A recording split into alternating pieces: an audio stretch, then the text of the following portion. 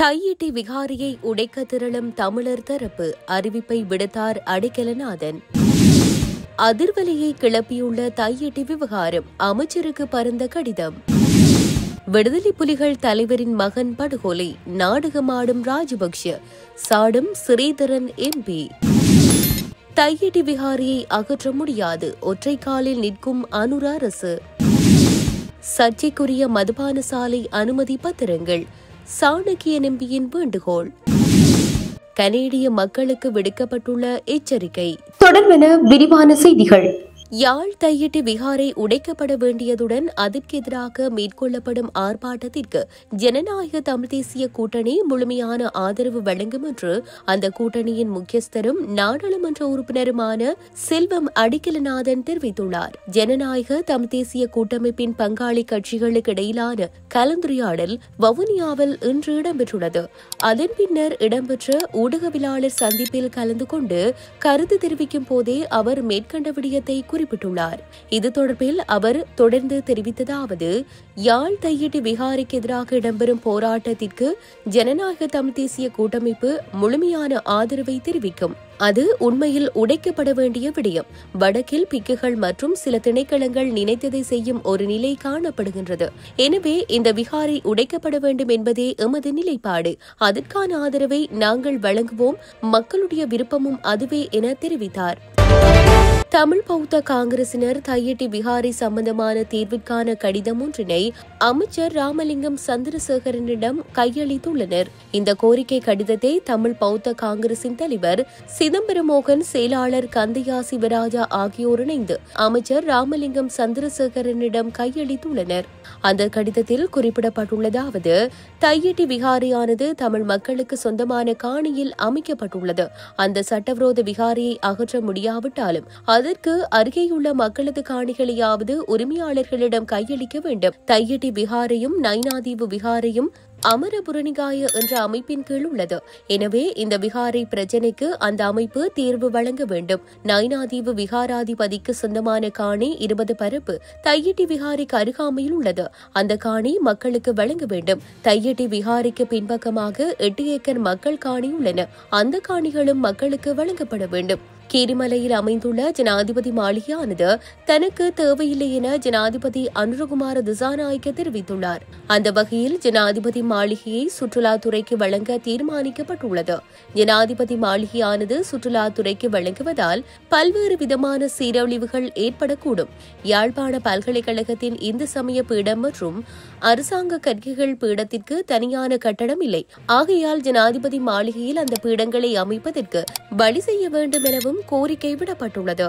எனினும் தையிட்டி விகாரை அமைந்துள்ள காணியின் உரிமையாளர்கள் மாற்று காணிகள் வேண்டாம் எனவும் தமக்கு தம்முடைய சொந்த காணிகளையே மீள வழங்க வேண்டும் எனவும் தெரிவித்து 12ஆம் திகதி போராட்டம் ஒன்றிற்கு அழைப்பு விடுத்துள்ளமை குறிப்பிடத்தக்கது. விடுதலை புலிகளின் தலைவர் பிரபாகரனின் மகன் பாலச்சந்திரனை பிஸ்கட் கொடுத்து கொன்றவர்களே ராஜபக்ஷவின் குடும்பம் என நாடாளுமன்ற உறுப்பினர் சிவஞானம் ஸ்ரீதரன் கடுமையாக சாடியுள்ளார். அத்துடன் நாட்டில் இனப்பிரச்சினையை தீர்த்திருக்க முடியும் என்பதில் வரலாற்றில் பிழைவிட்ட தலைவராக மஹிந்த ராஜபக்ஷ திகழ்கிறார் எனவும் அவர் சுட்டிக்காட்டியுள்ளார். கிளிநொச்சியில் இடம்பெற்ற நிகழ்வொன்றில் கலந்து கொண்ட பின் ஊடகங்களுக்கு கருத்து தெரிவிக்கும் போதே அவர் இதனை குறிப்பிட்டுள்ளார். இது தொடர்பில் அவர் மேலும் தெரிவிக்கையில், விடுதலை புலிகளின் தலைவர் பிரபாகரனின் மகன் பாலச்சந்திரன் கொலை செய்யப்பட்டமை தொடர்பாக மஹிந்த ராஜபக்ஷ வருந்துவதாக செய்திகள் வெளிவந்திருப்பது உன்னிப்பாக அவதானிக்கப்பட வேண்டியது. அப்பாவி மாணவன் குழந்தையாக இருக்கின்ற போது பிஸ்கட் கொடுத்து அவரை மிக அருகில் வைத்து சுட்டுக் கொன்றார்களோ அதனை சிந்திக்காத மஹிந்தவின் குடும்பம் இப்பொழுதாவது மஹிந்த ராஜபக்ஷவின் வாயால் அதனை ஒரு கனதியான வேதனையாக வெளிப்படுத்தி இருப்பதை மிக அவதானத்துடன் பார்க்கின்றோம். இந்த மண்ணில் மிகப்பெரிய மனித பேரவலங்களை நடாத்துவதற்கு காரணமாக இருந்த மஹிந்த ராஜபக்ஷ, கோட்டபாய ராஜபக்ஷ மற்றும் அவரின் குடும்பம் சார்ந்தவர்கள் இன்றாவது ஈழத்தமிழர்களுக்கு நடந்த அநீதி தொடர்பாக மெல்ல வாய் திறக்க நினைப்பது காலமும் கர்மாவும் அவர்களுக்கு கொடுத்த தண்டனையாகவே கருதுகிறேன். ஜனாதிபதியாக அவர் இருந்த காலகட்டத்தில் யுத்தம் முடிந்த போது இந்த நாட்டில் தமிழ் மக்களின் தேசிய பிரச்சனையை தீர்க்கக்கூடிய மிகப்பெரிய தலைவராக அவர் இருந்தார். அவருக்கு சிங்கள மக்களின் அதிகமான ஆதரவு இருந்தது. இனப்பிரச்சனையை தீர்த்திருக்க முடியும் என்பதில் வரலாற்றில் பிழைவிட்ட தலைவராக வாழ்கின்றார்.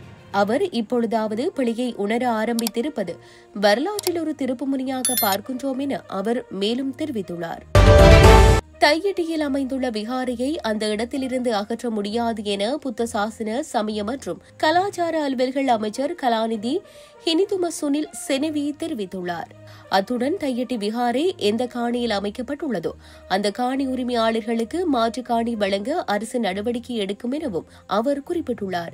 இது தொடர்பில் ஊடகங்களுக்கு அவர் மேலும் தெரிவிக்கையில், நாட்டில் அமைந்துள்ள எந்த மத தலங்களையும் அகற்ற முடியாது. அது மத ரீதியான இன ரீதியான வன்முறைகளுக்கே வழிவகுக்கும். மத தலங்களை வைத்துக் கொண்டு அரசியல் செய்வதை கட்சிகள் உடனடியாக நிறுத்த வேண்டும். தையிட்டி விகாரை அமைந்துள்ள காணி உரிமையாளர்களுடன் வடக்கு மாகாண ஆளுநர் ஏற்கனவே நேரில் சென்று பேச்சுவார்த்தை நடத்தியுள்ளார். அவர்கள் இணக்கமான தீர்விற்கு வர சம்மதம் தெரிவித்துள்ளார்கள். பலர் மாற்று காணிகளுக்கு சம்மதம் தெரிவித்துள்ளார்கள் என அவர் தெரிவித்துள்ளார். இந்நிலையில் தமக்கு மாற்று காணிகள் வேண்டாம் எனவும் தங்களுடைய காணிகளை மீள பெற்றுத் தருமாறு கோரி காணி உரிமையாளர்கள் வருகின்ற 12ஆம் தேதி மாபெரும் போராட்டம் ஒன்றிற்கு அழைப்பு விடுத்துள்ளமை குறிப்பிடத்தக்கது.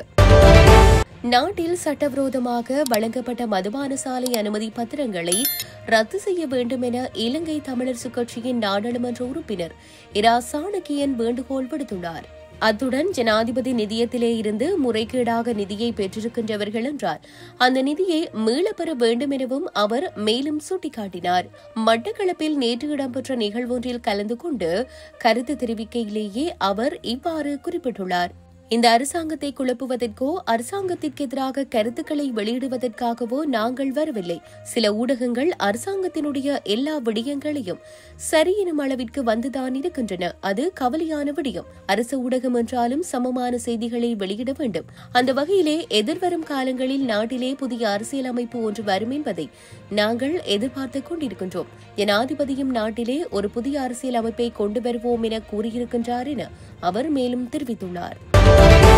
கனடாவின் யோர்க் பிராந்தியத்தில் தொலைபேசியூடாக பாரியளவு பண மோசடி இடம்பெற்று வருவதாக எச்சரிக்கை விடுக்கப்பட்டுள்ளது.